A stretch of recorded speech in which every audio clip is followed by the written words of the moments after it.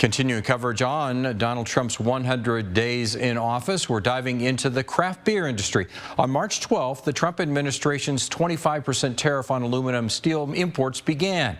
KGUN 9's Jacqueline Aguilar brought us our initial coverage when the tariffs were announced and brings us an update on how Moto Sonora Brewing Company is navigating the changes.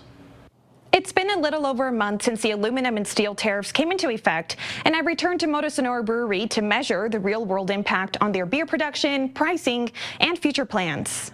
When I last met up with Jeremy DiConcini, CEO of Moto Sonora Brewing Company, in February, he said they were going to postpone aluminum purchases for as long as possible. We need to order cans right now or very soon. DiConcini buys half a pallet of 4,000 empty cans with the lid for 30 cents each on an as-needed basis, but that will soon change when he makes his next order. We'll see what that looks like.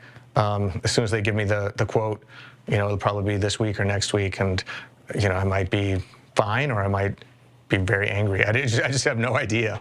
Before the 25% tariffs on aluminum and steel began, DiConcini said he didn't want the cost passed on to customers. I think the consumer is getting hit by a lot of this stuff as much as we are. 401ks are down, people are losing their jobs. The federal government's the biggest employer in the country, and a lot of people have been laid off. So we always try and keep one beer here that's cheap, $5 a pint, and hopefully that'll stay forever. DiConcini tells me Moto Sonora could one day shift how they serve their beer. At some point, the market forces will be strong enough and you'll have to consider going away from aluminum to glass, or, back in the old days, people used to bring in their growlers and fill them up on the tap. I don't want to go back to that, but, we've got some options if we had to.